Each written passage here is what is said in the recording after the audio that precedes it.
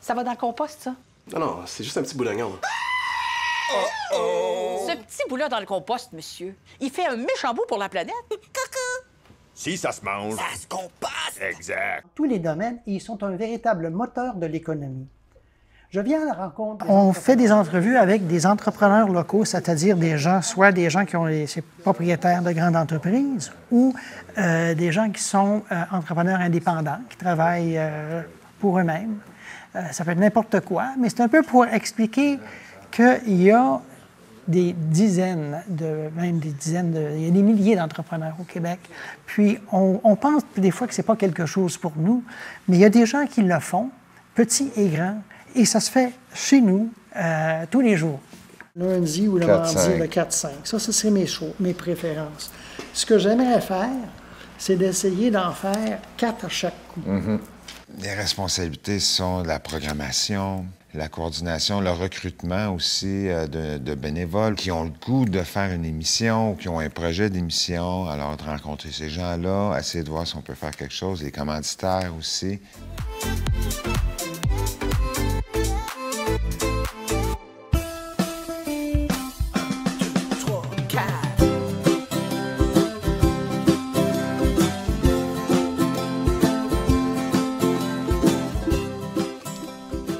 Voici mon nouveau jouet. OK, un vélo de gravel, ça marche dans le gravel, hein? Non, c'est parfait, ça. Fait que là, on a le randonneur masqué qui se promène en vélo. Ah, c'est quand même stable puis tout, hein? C'est bon. Surprenant, la GoPro était 40 c'est complètement fou. J'utilise même plus ma Sony. Ça parle toujours de plein air, puis aussi, je suis menuisier, je fais de la scie mécanique, de la sculpture à scie mécanique. Donc, il y a toutes sortes d'émissions sur la scie mécanique, puis sur ma vie au quotidien, en fait.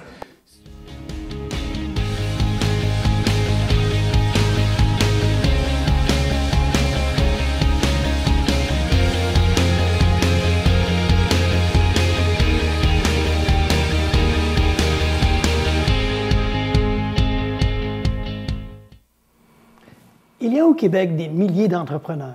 Ils sont un véritable moteur de l'économie et dirigent des entreprises de tous les genres. Je viens à la rencontre des entrepreneurs de notre région. Je veux savoir qui ils sont et comment ils font. Aujourd'hui, j'accueille Myriane Lasselle, qui est une copropriétaire de la ferme La Rose des Vents à Mont-Laurier. Alors, bonjour et bienvenue. Merci, enchantée. Alors, c'est quoi la ferme La Rose des Vents? Qu'est-ce qu'on y trouve? La ferme Rose des Vents, c'est assez simple. En fait, on est des producteurs de poulet de grain, producteurs transformateurs de poulet, spécialisés dans le poulet de grain. Poulet de grain, ça veut dire quoi? Quand on dit poulet de grain, tous les poulets mangent du grain, bien évidemment. Là. Mais quand on dit poulet de grain, c'est en fait que nous, notre poulet est naturellement nourri au grain. On y va... quand on dit il y a le poulet conventionnel, qu'on va retrouver plus dans les épiceries. Nous, on y va plus d'une manière naturelle. Donc, on y trouve aucun sous-produit animal, aucun... on y va avec... Il y a un minimum d'antibiotiques parce que c'est obligatoire, malheureusement, dans les moulées au Québec, mais on y va avec le minimum. Puis on le fait le plus naturellement possible, comme dans le temps. Donc, vous êtes installé à Mont-Laurier? Oui. Depuis quand? Je pense que c'est une entreprise familiale. Oui, parce que la Rose des Vents, ça fait plusieurs années. Ça a commencé avec mon grand-père paternel, qui avait la ferme du début de son mariage. Si je ne me trompe pas, c'est 1945. Mon père est né sur cette ferme-là. Mon père a acheté avec ma mère début 1980. Ensuite de ça, ce qu'il faut savoir, en fait, c'est que la Rose des Vents, c'était une production laitière. Mon père, c'était un producteur laitier passionné. C'était vraiment ça, son dada. Puis la Rose des Vents, on est devenu producteur de poulet par un amalgame d'événements qui s'est produit. Mon père, à l'aube de ses 40 ans, a appris qu'il avait un cancer. Donc, on a dû, à cette époque-là, vendre les vaches, vendre le quota de lait. Puis, papa, il s'est remis de son cancer, est en super forme aujourd'hui. Puis Geneviève, ma soeur la plus vieille, à l'époque, était aux études. Elle est revenue dans la région. Moi, à cette époque-là, j'avais seulement 12 ans. Fait qu'en tout cas, avec les événements, on a décidé de partir une petite production de poulet. C'est comme ça que ça a commencé. Donc, ça demeure une entreprise familiale. Ouais. C'est vous et votre sœur qui en êtes les propriétaires. Exact. Donc, ça a changé. C'est une production de poulet. Et bon, c'est quoi les défis de produire des poulets? Qu'est-ce qu'il faut faire pour que ça marche? Bien, il faut d'abord avoir un quota pour produire du poulet. Fait qu'on a commencé à vraiment petite échelle. Mon père détenait un minuscule quota parce qu'on a toujours fait un peu de poulet avec les vaches laitières. Là, c'est Geneviève, ma sœur, elle est partie aux études, elle est allée étudier en boucherie et en cuisine. C'est elle qui détient ce côté-là de bien vouloir manger et tout. Quand elle est revenue, on a décidé de partir une petite boucherie. Moi, à l'époque, quand elle est revenue dans la région, j'étais très jeune, j'avais 17 ans. J'ai décidé d'embarquer avec elle. Et mes parents, qui étaient toujours avec nous, j'ai un frère, on est 4 enfants. J'ai un frère qui a embarqué un peu avec nous. Lui a décidé de se dissocier à un certain moment donné. C'était correct aussi, on est restés super proches. Toute la famille met la main à la pâte, mais l'entreprise, c'est moi et Geneviève. Puis là, on a commencé tranquillement, on a essayé plusieurs choses, on était bon dans le volaille, donc on s'est dit on va aller un peu dans le canard, un peu dans la pintade, mais c'était un peu difficile à y aller avec plusieurs oiseaux dans le même bâtiment. Là, c'est pour ça qu'on est revenu à ce qu'on était bon, c'était le poulet. Le poulet de grain. On a pris un petit peu plus de quota. Puis quand on parle de quota, c'est parce que c'est dans la gestion de l'offre. Oui. Donc, on limite un peu ce qui est produit pour pas qu'il y ait surplus ni pénurie. C'est ça. Exactement. C'est de la façon que ça fonctionne. Puis moi, j'ai un abattoir aussi. On est producteur, transformateur. Donc, la façon, c'est que je reçois mes petits poussins à une journée. On les élève. À 45 jours, ils sont prêts à l'abattage. Donc, on les emmène à l'abattoir qu'on a à la ferme. Ensuite de ça, ils sont abattus. On a une boucherie. On va faire la première transformation. Ensuite, on a une cuisine de transformation qu'on va faire notre sur-transformation. On a notre expédition, on prend les commandes, tout ça, de nos clients, puis on va même aller exporter notre produit jusque dans les commerces. Vous avez combien d'employés? C'est pas juste vous et votre sœur qui... Non. En s'incluant, on est 30. OK. C'est beaucoup de monde. Oui. C'est pas tous des temps pleins, mais oui, ça fait beaucoup de... Comment en êtes-vous arrivé là à partir d'un petit quota, là? Bien, c'est sûr que c'est beaucoup... Oui, quand on pense de cette façon-là, en fait, notre façon de penser, à moi et ma sœur, on a un projet, on a une vision de l'entreprise, on a une place qu'on veut l'amener.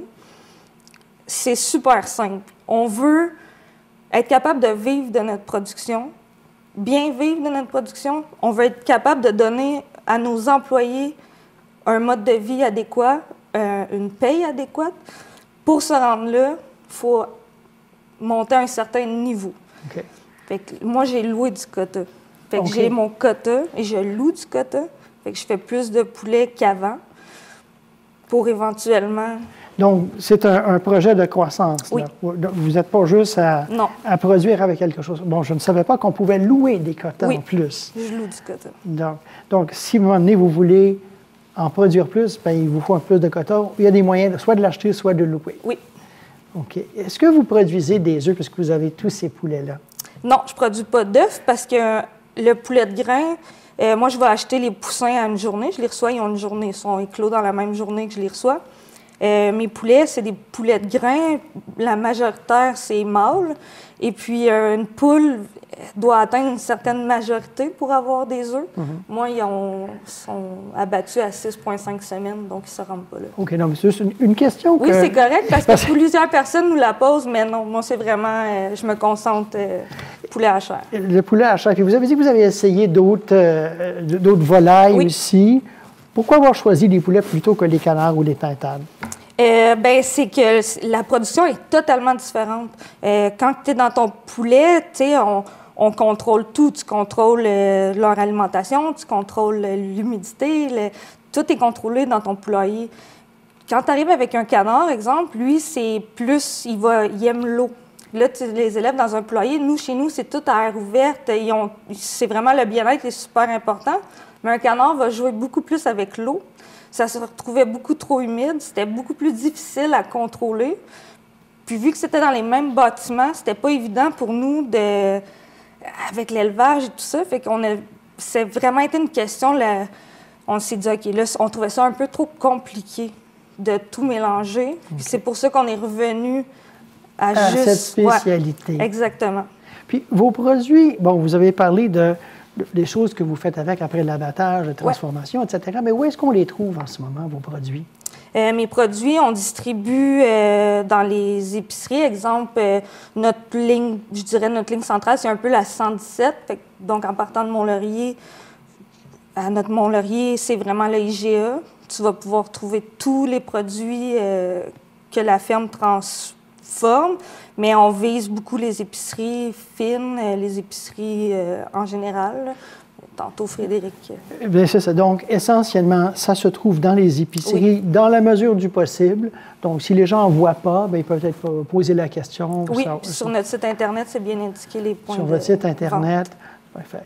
On va revenir dans quelques minutes pour explorer un peu plus la ferme La Rose des Vins et aussi comment vous êtes arrivée là, Myriane Lasselle. Parfait. À quelques minutes, on vient.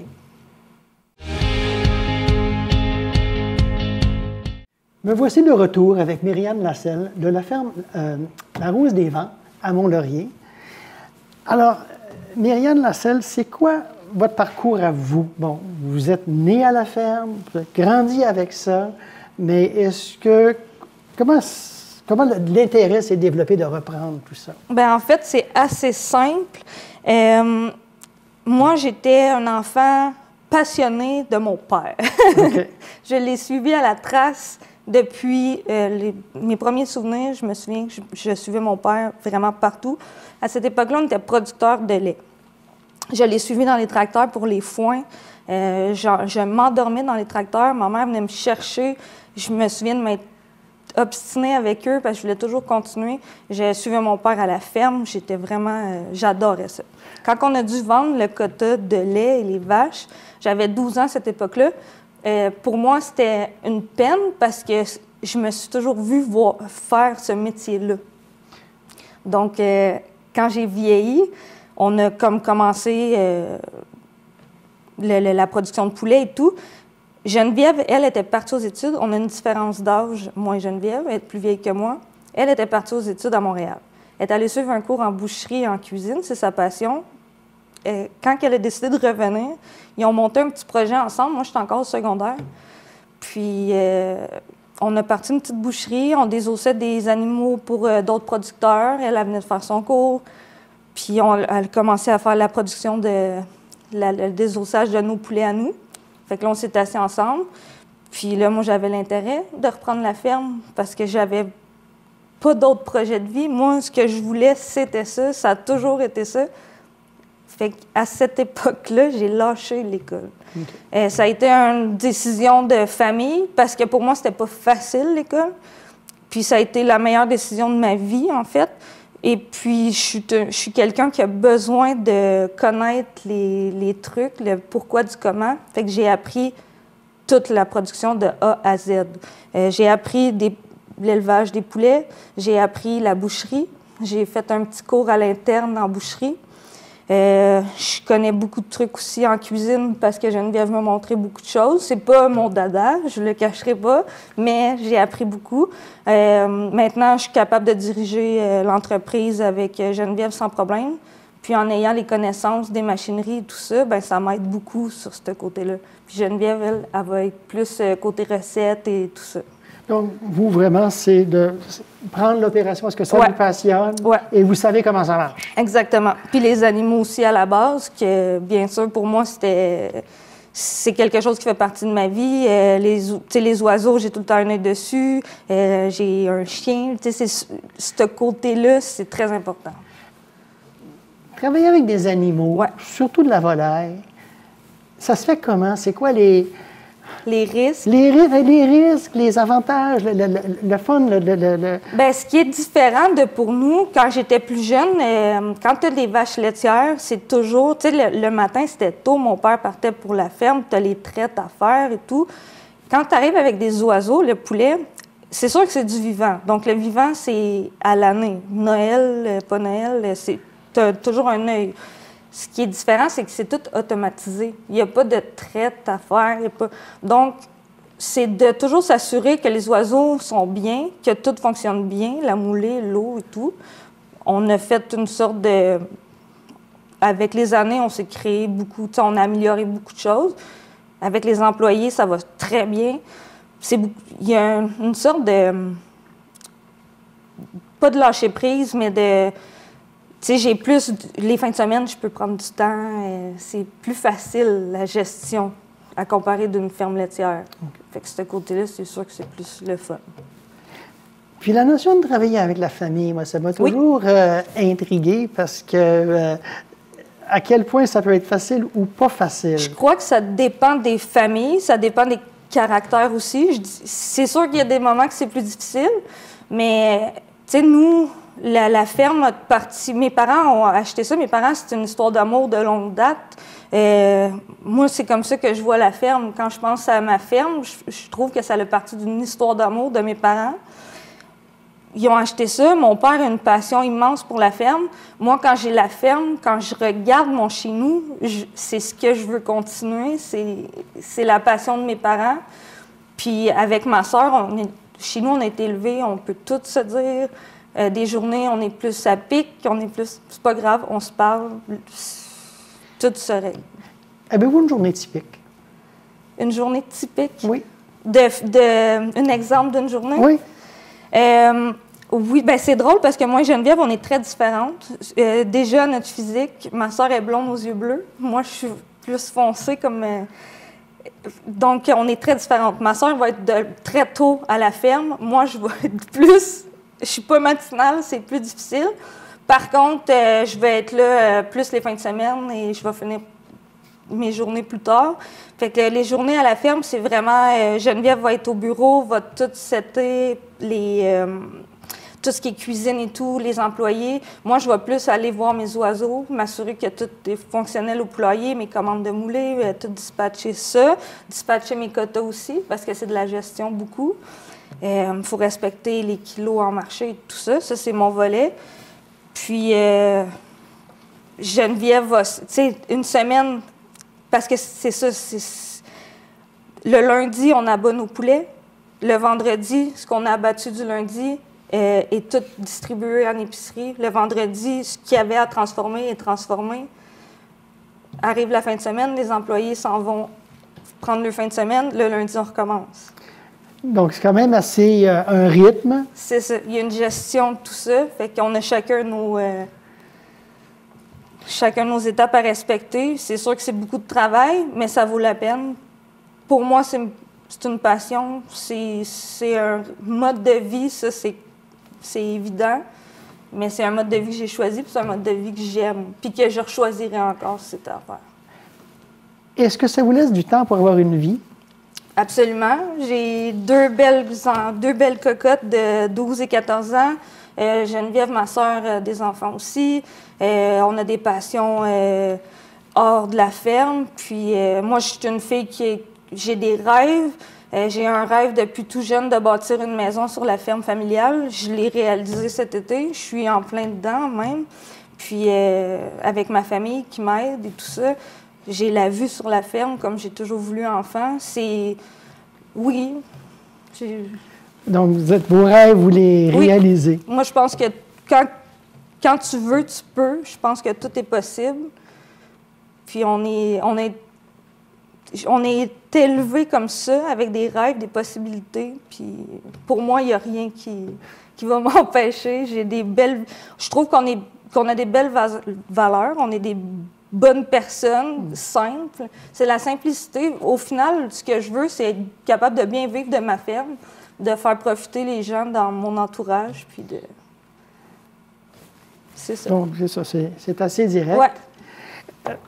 On va parler un peu des défis, en fait, parce que vous parlez de croissance. Ouais.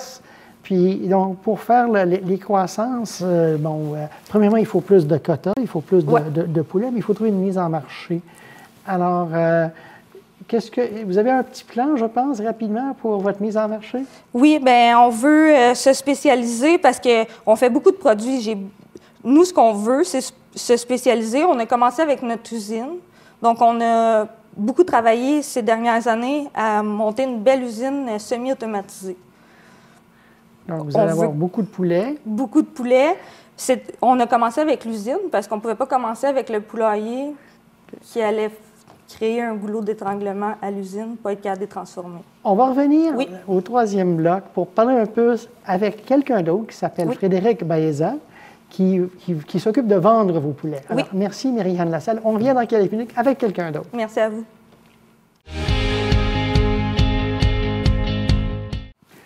Nous voici de retour. Je parle toujours de la ferme La Rose des Vents, mais je suis avec quelqu'un d'autre. Je suis avec Frédéric Baeza, qui est le représentant des ventes de la ferme. Bonjour et bienvenue. Bonjour, merci. Alors, Myriane Lassalle a parlé un peu des défis de croissance, et je pense que c'est ça, parce que normalement, je parle de défis de l'entreprise. Alors, vous avez parlé des défis de la ferme La Rose des Vents. Oui, alors exactement, en fin de compte, la croissance, parce qu'ils ont fait plusieurs investissements il y a environ 2 ans, si ma mémoire est bonne. Et j'ai été engagé, moi, il y a quelques mois, exactement le 7 octobre. Juste pour vous dire, moi, je vais quand même me présenter, je suis un ancien chef de cuisine. Et j'étais engagé par Diane, les anciens propriétaires qui a été repris par les enfants, avec Jean-Guy. Moi, ils me connaissent depuis des années. Je faisais les marchés Val-David, Mont-Tremblant, et c'est là qu'ils ont vu qu'il y avait du potentiel. Et ces derniers mois, on s'est vu à plusieurs reprises, comme ça par hasard. Et là, ils ont dit, OK, on veut t'engager. Donc là, j'étais engagé le 7 octobre. Et ça tombe super bien parce qu'on a développé un peu plus les Laurentides, les restaurants, quelques épiceries. Donc le défi, il est quand même de taille. Mais dernièrement, ça va super bien. On s'attendait à avoir vraiment des ventes ultérieurement d'ici peut-être. On se donne souvent un bon trimestriel ou plus, voire 6 mois. Mais là, on a atteint de très bons chiffres. Je pense que j'en ai signé une quinzaine de contrats dernièrement, plus pas mal de ventes. Alors, tout le monde est très content. Dernièrement, je suis rentré justement dans les cuisines il y a environ 2 semaines. Tout le monde est un peu dans le jus, c'est ça. Donc, il y a énormément de ventes qu'on ne s'attendait pas à faire autant de ventes. Donc, en fait, c'est un beau problème. Tout le monde est très, très content. C'est un beau problème, en fait. Pour utiliser une drôle d'expression, c'est la poule ou l'œuf. Qu'est-ce qu'on développe en premier? Est-ce qu'on essaie de développer des ventes en premier ou est-ce que c'est mieux de développer l'offre? Eh bien, en fait, là, je pense qu'on a fait tout en même temps. On a fait plus de ventes. C'est ça, l'offre était déjà quand même assez là, parce qu'en fin de compte, en cuisine, c'est super modernisé, ils sont super productifs, là. Mais on ne s'attendait pas à en vendre autant. Alors là, ils ont acheté différents matériaux pour nous améliorer la vie en fait, dans les cuisines. Donc pour que ça soit beaucoup plus efficace, justement, dernièrement, il y a une doseuse qui est arrivée. En fait, ça dose carrément le pâté au poulet. Je pense de mémoire, c'est 630 grammes qu'on met dans le pâté de poulet. Donc c'est super facile au lieu de le peser directement sur une balance. C'est beaucoup plus rapide, ça va beaucoup plus vite là. Comme je vous donne un exemple, on a fait 1400 pâtés au poulet entre mercredi et jeudi dernier. 1400 pâtés au poulet, c'est quand même énorme là, pour une entreprise familiale. Donc on est vachement content de ça là. Donc c'est ça, il y a beaucoup de tourtières, c'est juste un produit que je vous dis, mais il y en a vraiment plusieurs. Là. Donc ce n'est pas juste le poulet des poitrines ou des cuisses que vous vendez. Là. C'est ça et les produits transformés? Exactement. Donc c'est pour ça que moi, je rentre dans les restaurants et aussi les épiceries fines, comme les Deux Semondes, IGA, Métro, les épiceries fines aussi, plus Sainte-Adèle. Il y en a plusieurs, là, Montréal. Qu'est-ce qui accroche? Qu'est-ce qui fait que les gens ont le goût d'acheter ce produit-là? Eh bien, première des choses, excusez, moi quand je les rencontre, déjà j'arrive, moi j'ai une caisse, j'ai en fait comme on dit ici, un carton de plusieurs produits. Et je leur dis, regardez, voici les produits, voici les prix. Si vous voulez, on y goûte ensemble ou vous pouvez les amener chez vous ou les goûter avec les différents employés autour de vous, dépendamment s'ils sont équipés avec un four ou pas. Et souvent, les gens sont très surpris parce que ça rappelle comme s'ils l'avaient fait eux-mêmes. C'est assez assaisonné. C'est surtout ça qu'on recherche dans des produits. Parce qu'il y a des produits qui ne sont pas très assaisonnés. Comme exemple, moi, je vais vous dire la tourtière, le pâté au poulet. Souvent, on va acheter ça dans un magasin quelconque. On va y goûter. C'est pas terrible. Tandis que là, c'est fait maison. Les morceaux de poulet sont quand même assez gros. Et c'est un poulet de grain. Donc, c'est sûr que lui, il ne réduit pas. Il ne perd pas 30%. Donc, c'est tout ça que je dis aux clients. Donc c'est le goût qui attire, Est-ce que le fait que ce soit produit localement, c'est un atout pour la vente? Ah, totalement, parce qu'en plus, on fait travailler les gens locaux. Donc oui, bien entendu. Et on revient de plus en plus à la ferme ces dernières années aussi, bien sûr. Donc, quand vous allez voir des gens, ce sont ces choses-là, cette notion de goût et de local qui vous aide à mousser des ventes? Oh oui, oui, oui, oui. Et aussi mon bel petit accent qui est quand même sympathique, là. Je pense que ça donne aussi un petit coup de main et aussi d'être un ancien chef de cuisine. Mais je ne suis pas un ancien chef de cuisine, on est cuisinier dans l'âme. Donc ça aussi, ça aide énormément parce que aussi, je vois surtout dans les restaurants, je vois comment leur vision, ce qu'ils vivent tous les jours. Donc c'est comme ça que j'arrive à rentrer aussi dans les restaurants. Parce que justement, j'étais pour vous poser la question, puisque vous êtes chef, représentant de vente, c'est pas la même chose. Là, comment on fait pour faire un transfert comme ça? Eh bien, en fait, dans ma carrière, j'étais rendu là depuis plusieurs années. Je voulais vraiment attention, pas arrêter la cuisine chez moi, parce que moi, je cuisine tout le temps. Je veux dire, même quand je travaillais dans les cuisines à l'époque, je finissais mon 12 heures de cuisine et j'arrivais à la maison. Moi, j'ai 2 enfants. C'est moi qui faisais à manger jusqu'à 18h, 19h le soir. Ça ne m'a jamais dérangé. Moi, je suis un passionné. J'adore cuisiner. Et ça ne me dérange pas du tout. Et oui, en fait, ça, l'avantage, c'est que justement, je suis vendeur dans l'alimentation. Et en plus, avec un poulet de la ferme Rosevent, poulet de grain, là, je veux dire, c'est le top du top là, dans les poulets. Là. Donc là, et en plus, moi, ça fait plus de 23 ans que j'achète le poulet. C'est comme ça que j'ai connu la ferme Rosevent. OK. Ouais. Parce que normalement, dans cette partie-ci de l'émission, je parle des défis des entreprises. Oui. Et donc, c'est pour ça que des défis de croissance, c'est ça qui m'intéresse dans ce cas-ci. Ouais. Et vous, vous le vivez au quotidien pour la ferme La Rose des Vents, cette notion de on développe, ils vous ont embauché pour développer. Exactement. Alors, c'est un peu ce processus-là. Donc, vous dites que c'est votre accent et la qualité du produit qui vous aide. Oui. Mais est-ce qu'il y a d'autres choses aussi? Oui, bien sûr. Là, on va développer un peu plus. Là, on veut faire toutes les Laurentides, toutes les épiceries fines. On n'est pas dans beaucoup de magasins. Je parle de part et d'autre, Laurentides jusqu'à Montréal. Là, on veut développer l'Abitibi. En ce moment, ils livrent 1 fois par mois en Abitibi. Donc, Val-d'Or, Amos, un peu dans ce coin-là. Et le but, ça serait que moi, j'y aille. Là, on n'est pas rendu là. Ça devrait être, en fait, tous les trimestres, j'ai un défi. Okay. Donc, mon prochain trimestre, ça va être d'aller en Abitibi pour développer plus un peu cette région. Dans le domaine du poulet, c'est un aliment qu'on mange assez régulièrement. Comment innover? Ah, ça, c'est une très bonne question. Comment innover? Déjà, première des choses, ce qu'il faut savoir, ce poulet-là, je veux dire, peu importe la cuisse, l'aile, la poitrine, peu importe ce qu'on va faire, il ne va pas perdre son goût, il ne va pas perdre aucun gramme. Parce qu'il est bien élevé, comme l'expliquait tout à l'heure Myriane. Tout ce qu'ils font avec les grains et tout ça, c'est super bien élevé. Et même une fois, elle m'expliquait que, c'est exemple, il y a un petit problème avec les poulets. Et, par rapport, il y a de l'huile essentielle qui est mise dans l'eau et ils se soignent comme ça par eux-mêmes, naturellement. Donc, je veux dire, c'est le top des poulets. Donc, il ne perd pas de pourcentage d'eau.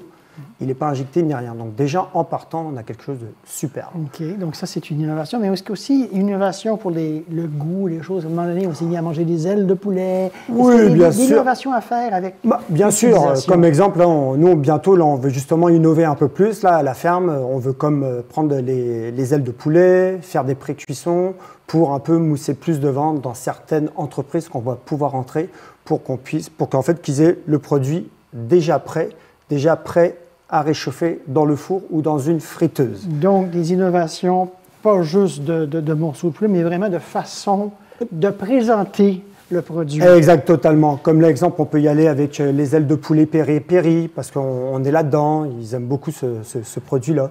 Donc, en tout cas, c'est ça. Donc, voilà. Frédéric Maïsa, de la ferme La Rose des Vents, merci beaucoup. Merci à vous.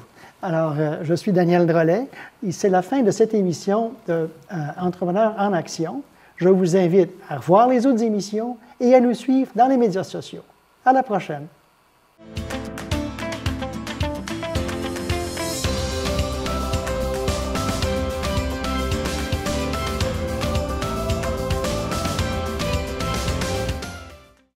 Saviez-vous qu'il existe de nombreux crédits d'impôt auxquels vous pourriez avoir droit? Pour savoir lesquels, c'est simple. Consultez lejustepourtous.ca. Tous les crédits d'impôt disponibles sont là. Ainsi que vous soyez parent, aîné ou encore proche aidant, étudiant ou travailleur autonome, Vous pourrez facilement identifier les crédits d'impôt qui vous concernent. Assurez-vous d'en bénéficier. Rendez-nous visite au justepourtous.ca.